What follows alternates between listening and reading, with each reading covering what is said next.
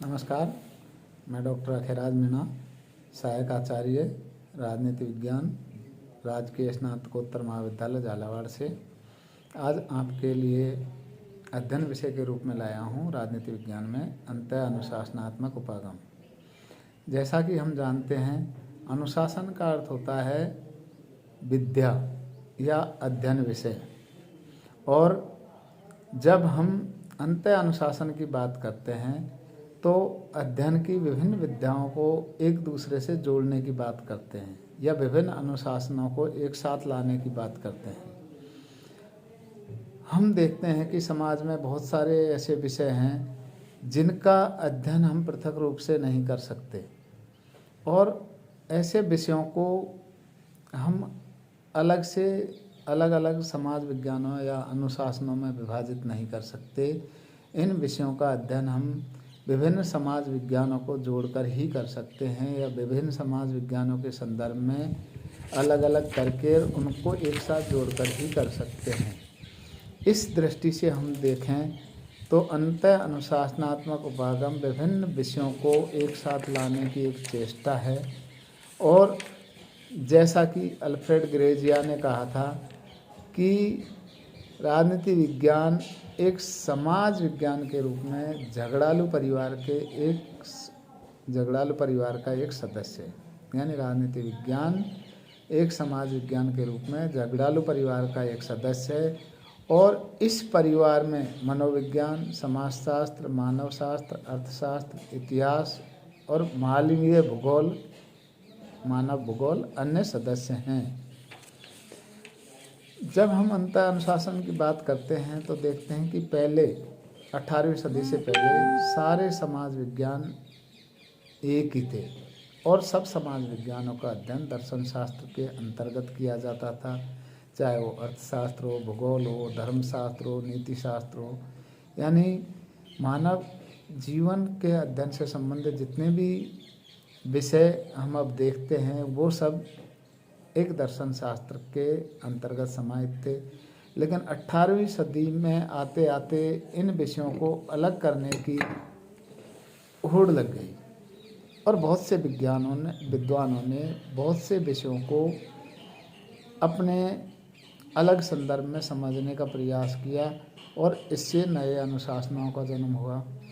18वीं सदी में Adam Smith ने स्वतंत्र विषय के रूप में राजनीतिक अर्थशास्त्र को प्रतिष्ठित करने की चेष्टा की, और इसे एक अलग विषय के रूप में पहचान दिलाने का प्रयास किया। ऑगस्ट काम्टे ने इस प्रयास की आलोचना की थी। इसी तरह से 19वीं शताब्दी में वुड्रो विल्सन ने राजनीति विज्ञान और लोक प्रशासन को अलग विषय के रूप में राजनीति विज्ञान से लोक प्रशासन को अलग विषय के रूप में प्रतिष्ठापित किया, और ऐसे ही अन्य विषय अस्तित्व में आए। ऑगस्ट काम्टे ने एडम स्मिथ के प्रयास की आलोचना की, और उन्होंने इस बात पर जोर दिया कि तमाम सामाजिक घटनाएं एक दूसरे से जुड़ी हुई होती हैं, इसलिए किसी एक घटना या उसके एक पहलू का अलग से अध्ययन करना उपयोगी नहीं है। हम देखते हैं कि राजनीति विज्ञान में अंतः अनुशासनात्मक दृष्टिकोण कोई नई बात नहीं है, क्योंकि हम जब अध्ययन करते हैं और गौर से देखते हैं तो हम राजनीति विज्ञान में अंतः अनुशासनात्मक अध्ययन की 3 धाराएं पाते हैं। पहली परंपरावादी धारा, दूसरी मार्क्सवादी धारा, और तीसरी व्यवहारवादी धारा। जब हम परंपरावादी धारा का उल्लेख करते हैं तो देखते हैं कि राजनीति विज्ञान के प्रारंभिक विद्वानों, जिसमें राजनीति विज्ञान का जनक अरस्तु भी है, और अरस्तु के गुरु प्लेटो हैं। उन्होंने अपनी पुस्तकों जैसे प्लेटो की रिपब्लिक और अरस्तु की पॉलिटिक्स में राजनीति विज्ञान के साथ साथ दूसरे ऐसे विषयों का भी अध्ययन किया गया जो कहीं न कहीं आज दूसरे समाज विज्ञानों के अंतर्गत आते हैं। इसी तरह रूसो, हीगल और दूसरे जो राजनीति वैज्ञानिक हैं, उन्होंने अपने अध्ययनों में दूसरे विषयों को भी समाहित किया जो दूसरे समाज विज्ञानों के अंतर्गत आते हैं। जैसे प्लेटो की शिक्षा पद्धति है, या फिर रूसो और हॉब्स का मानव प्रकृति संबंधी अध्ययन है जो मनोविज्ञान के अंतर्गत आते हैं। इसी तरह से ईगल की द्वंद्वात्मक पद्धति है जो एक इतिहास का विषय है, या इतिहास के आधार पर वो चीज़ों को समझाने का प्रयास करता है। तो इस तरह से ये विद्वान एक तरह से अंत अनुशासनात्मक अध्ययन को साथ लेकर चलते हैं। फिर आता है कार्ल मार्क्स का समय, जो कार्ल मार्क्स द्वंद्वात्मक भौतिकवाद में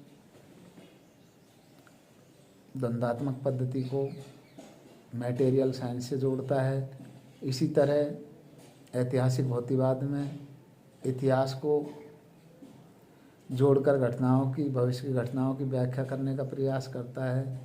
तो इस तरह से, या जब वो कहता है कि सारे जो विज्ञान हैं वो अर्थशास्त्र के मुताबिक चलते हैं, यानी मैटर पर डिपेंड करते हैं, अर्थ पर डिपेंड करती है। आज की राजनीति जो है वो अर्थशास्त्र से निर्धारित होती है। जो पावरफुल होता है, जिसके पास आर्थिक ताकत है, वही राजनीति को नियंत्रित करता है, ऐसा मार्क्स का मानना था। तो ये सब चीज़ें मार्क्सवादी धारा में अंत अनुशासन को दर्शाती है। फिर आती है व्यवहारवादी धारा, जिसमें डेविड स्टर्न प्रमुख योगदान निभाते हैं। लेकिन इस धारा का प्रारंभ 1908 में ही हो जाता है।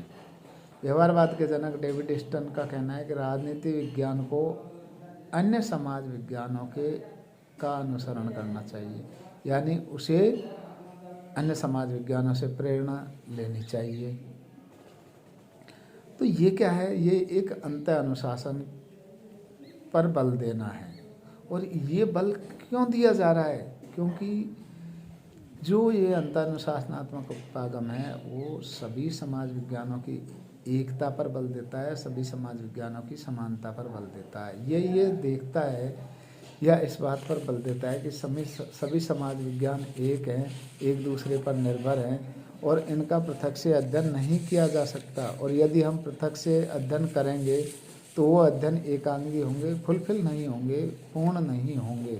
तो ऐसे अधूरे अध्ययनों से कोई औचित्य नहीं है। जब हम व्यवहारवादी धारा की बात करते हैं तो व्यवहारवादी धारा में जो प्रारंभिक विद्वान हैं वो ग्राहम बालास है, 1908 में उनकी पुस्तक आई ह्यूमन नेचर इन पॉलिटिक्स। इसी तरह आर्थर एफ बेंटले हैं जिनकी द प्रोसेस ऑफ गवर्नमेंट पुस्तक 1908 में आई। तो इस तरह से यहाँ से प्रारंभ होता है व्यवहारवादी धारा में अंत अनुशासनात्मक उपागम। और बाद में मॉस्का, परेटो, चार्ल्स सी मेरियम, कैटलिन आदि विद्वान अंत अनुशासनात्मक उपागम पर बल देते हैं। हम देखते हैं कि अरस्तु ने मानव को एक सामाजिक प्राणी माना है। वो कहता है कि मनुष्य एक सामाजिक प्राणी है।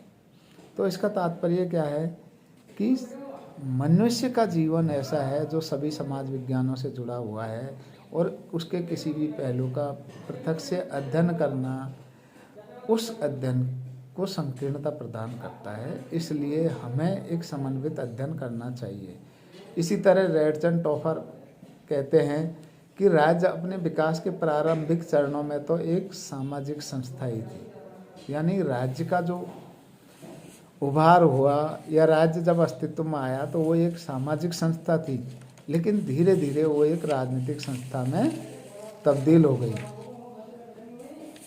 अब हम ये देखते हैं कि बहुत सारे ऐसे विषय हैं जिनका हम अंत अनुशासनात्मक अध्ययन के दौरान अध्ययन कर सकते हैं, यानी ऐसे हम विषयों की पहचान कर सकते हैं जिनको हम समाज विज्ञानों में एक दूसरे से प्रभावित मान सकते हैं, या ऐसे विषय हैं जिनका अध्ययन दूसरे समाज विज्ञानों में भी राजनीति विज्ञान के साथ साथ किया जा सकता है।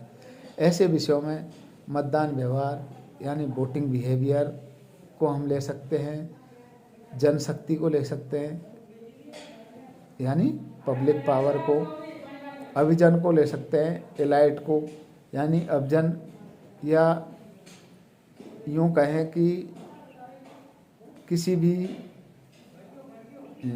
समुदाय का या किसी भी समाज का श्रेष्ठीजन जो है वो प्रत्येक क्षेत्र में हमें उपलब्ध होगा, चाहे वो धार्मिक क्षेत्र हो, सामाजिक क्षेत्र हो, राजनीतिक क्षेत्र हो। तो इसका हम विभिन्न समाज विज्ञानों में अध्ययन कर सकते हैं।